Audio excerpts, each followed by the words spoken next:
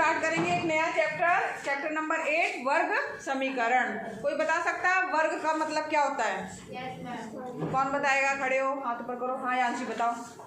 नाम किसी संख्या का 2 बार गुणा किया जाए तो उसी को वर्ग कहते हैं। हाँ, जिसमें घाते 2 है या पावर 2 है, यानी उस संख्या का 2 बार गुणा। तो यहाँ पर वर्ग समीकरण है, यानी जो समीकरण होगा और उसमें जो है जो हमारी क्या अचर राशि है, अचर राशि की चर राशि नहीं, चर राशि। चर राशि का मतलब हुआ एक्स वाई जेड, ठीक है। अचर राशि जो होती है वो अंक है, आ से अचर, आ से अंक, जिनका मान निश्चित होता है, वो मान बदलता नहीं है। तो यहाँ पर बदलने वाला मान क्या होगा? यक्स का या वाई का होगा।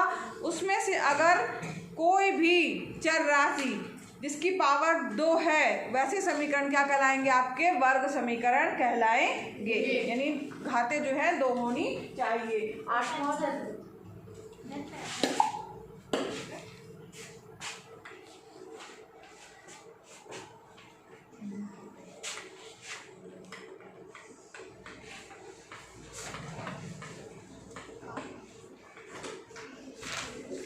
वर्ग समीकरण की बात हुई तो वर्ग समीकरण के अंतर्गत जो है वर्ग समीकरण क्या होंगे? तो यहाँ पर देखिए, इसमें चर की अधिकतम घात क्या हो? 2 हो। चर राशि की अधिकतम घात क्या हो? 2। चर की अधिकतम घात कितनी हो? 2, ठीक है। तो इसे क्या कहा जाएगा? वर्ग समीकरण, यानी घात 2 का समीकरण। अब यहाँ पर इसे द्विघात समीकरण भी कहा जाता है, क्योंकि इसमें पावर क्या है? 2 है। इसलिए इसको क्या कहते हैं? द्विघात समीकरण। क्या कहा जाता है? द्विघात समीकरण, ठीक है। और या तो फिर क्या कहा जाता है? वर्ग समीकरण या द्विघात समीकरण, दोनों एक ही बात है। अब यहाँ पर जैसे मान लीजिए कुछ एग्जाम्पल लेके चलते हैं, तो एक्स स्क्वायर बराबर मान लीजिए k दिया हुआ है, तो ये अपने आप में एक वर्ग समीकरण है, क्योंकि यहाँ पर चर की अधिकतम घात क्या है? 2 है, ठीक है। इसी तरीके से अगर हम बात करें ax square plus B X plus C equal to 0, ax square plus B X plus C equal to 0, तो यहाँ पर ये भी आपका क्या है? एक द्विघात समीकरण है, क्योंकि यहाँ पर जो चर राशि है, यानी एक्स वाई जेड, यानी एक्स यहाँ दिख रही है तो चर राशि के रूप में एक्स दिख रहा है, तो एक्स की मैक्सिमम पावर अधिकतम घात कितनी है? 2। एक घात 1 भी है और एक घात 2 है, तो लेकिन अधिकतम घात की अगर हम बात कर रहे हैं तो ये हमारा क्या हो जाएगा? वर्ग समीकरण होगा। एक चीज आप लोग बताइए, क्या ये वर्ग समीकरण है? क्यों नहीं है? क्योंकि x की अधिकतम घात 2 नहीं है, तो ये आपका वर्ग समीकरण क्या है? नहीं है, ठीक है। अब बताइएगा,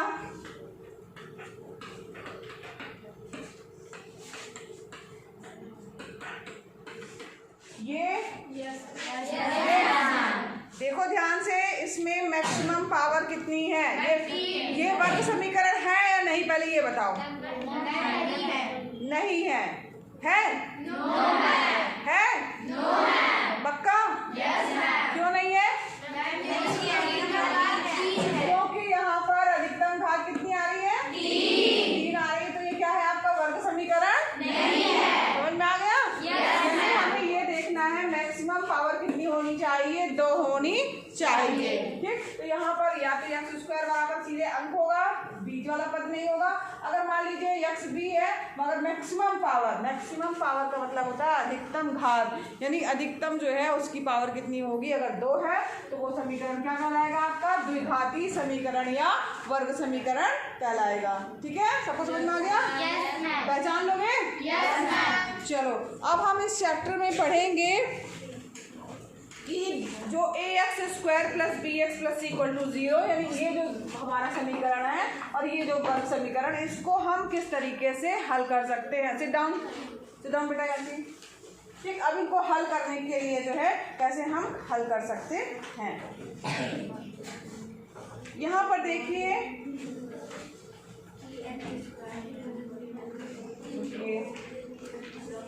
पेज नंबर 216 में दिया गया है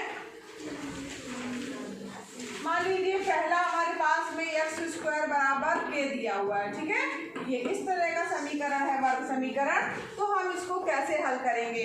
तो यहाँ पर x बराबर क्या हो जाएगा, अंडर रूट क्या हो जाएगा, जब यहाँ से स्क्वायर हटेगा तो अंडर रूट के हो जाएगा और यहाँ पर प्लस और माइनस दोनों चिन्ह आएगा। यानी x का मान जो है एक बार प्लस के हो जाएगा, ठीक है, और एक बार क्या हो जाएगा x का मान माइनस अंडर रूट के। समझ में आया? इस तरीके से हम हल कर सकते हैं। एक बात और ध्यान रखिएगा, जिस समीकरण में मैक्सिमम पावर जितनी होती है बच्चों उतने ही उसके हल होते हैं, ठीक है। तो यहाँ पर जो है x की मैक्सिमम पावर कितनी है, 2 है, तो इसके कितने हल होंगे, 2 हल होंगे। जब भी हल निकलेंगे 2 निकलेंगे, ठीक है। तो यहाँ पर इसके 2 हल ये और ये प्राप्त हो गए, ठीक है। x के 2 मान प्राप्त होंगे, एक प्लस में होगा, एक माइनस में होगा। और इनका निरपेक्ष मान कहा जाए, निरपेक्ष मान जानते हैं आप, मॉड वाला। मॉड की अगर कोई संख्या लिखी होती है तो उसकी वैल्यू जो है, अगर -5 दिया है और mod 5 दिया तो दोनों का मान क्या होगा, 5 ही प्राप्त होगा, ठीक है। तो निरपेक्ष मान दोनों का एक ही होता है, ठीक। तो यहाँ पर इसकी बात हो गई। अब यहाँ पर चलिए हम बात करते हैं अभ्यास 8A में। नेक्स्ट करें, समझ में आ गया सबको जितना समझाया? चलिए नेक्स्ट पेज पे आते हैं हम लोग।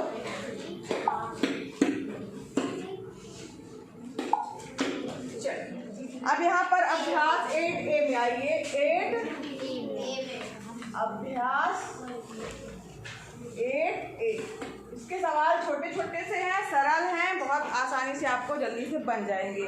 यहाँ पर आपको स्क्वायर का मान जो है, मतलब वर्गमूल जो है आपको पता होना चाहिए। जैसे यहाँ पर दिया है, निम्नलिखित वर्ग समीकरणों को हल कीजिए तथा उत्तर की जांच कीजिए। सबने खोल लिया है बुक? पहला प्रश्न दिया हुआ है। अब यहाँ पर पहला प्रश्न दिया हुआ है, x स्क्वायर माइनस 49, ठीक है। तो ये आपका पहला प्रश्न दिया हुआ है।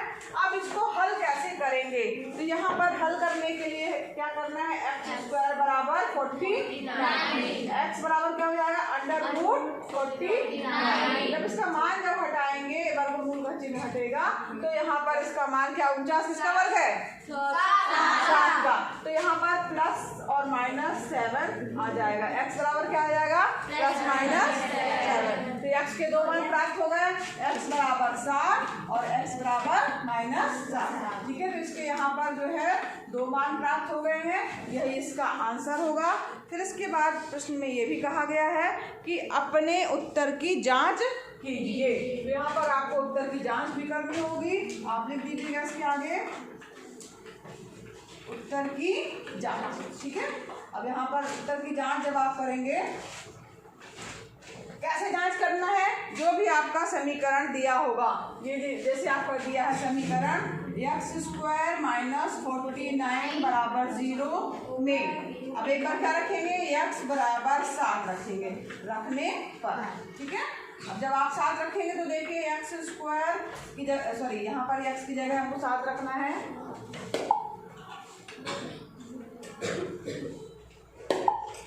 यहाँ पर आप रखेंगे 7 का स्क्वायर माइनस 49 बराबर 0। 7 का स्क्वायर का मान कितना आ गया, 49 माइनस 49 बराबर 0, 0 बराबर 0, यानी LHS बराबर RHS। LHS बराबर आ गया आपका RHS, ठीक है। यहाँ पर आपका LHS बराबर RHS प्राप्त हो गया, यानी कि ये जो है हमारा उत्तर जो है सही है। इसी तरीके से आप दूसरा भी जो है जांच कर लेंगे। x square minus 49 equal to 0 में x बराबर -7 रखेंगे, ठीक है। x का मान एक बार हमने क्या रखा, 7, और एक बार क्या रखेंगे आप, -7 रखेंगे। अब यहाँ पर क्या जाएगा, -7 का स्क्वायर माइनस 49 बराबर 0। -7 का स्क्वायर करेंगे, -7 गुणे -7, -7 गुणे -7 कितना आएगा, 49 आएगा, और माइनस माइनस भी क्या हो जाएगा आपका, प्लस हो जाएगा। तो कुल मिला के 49 ही आएगा। 49 माइनस 49 बराबर 0, यहाँ पर 0 बराबर आ गया 0, यानी यहाँ पर क्या आ गया, LHS बराबर। समझ में आया किस तरीके से जांच करनी थी, ध्यान रखा है समीकरण में। और हल, ऐसे सवाल बहुत ही आसान हैं, आपको इसी तरीके से इसके सवाल सारे करने हैं, ठीक है। नोट करिए इसको। इसी तरीके से देखो इसका दूसरा सवाल है, इसका हिंट दे रहे हैं। सेकंड नंबर का जो सवाल है, दूसरा वाला जो सवाल है 16x² माइनस 9 बराबर 0। तो यहाँ पर आ जाएगा 16x² बराबर 9 और x² बराबर हो जाएगा 9/16। यहाँ गुणे में तो अब यहाँ पर जब x करेंगे तो x बराबर यहाँ पर आ जाएगा वर्गमूल ऑफ 9/16। 9 का वर्गमूल क्या होगा, +-3 ना, प्लस हो गया 3 और ये उसके बाद फिर 16 का हो जाएगा 4 चौको 16। तो यहाँ पर प्लस माइनस इसका मान आएगा 3/4। ठीक, और इसके बाद उत्तर की जांच आपको जो है करनी है। तो इसी तरीके से इसको हल करना है। सेकंड नंबर का जो है आगे आप करिएगा। तीसरा क्वेश्चन भी देख लेते हैं, आइए।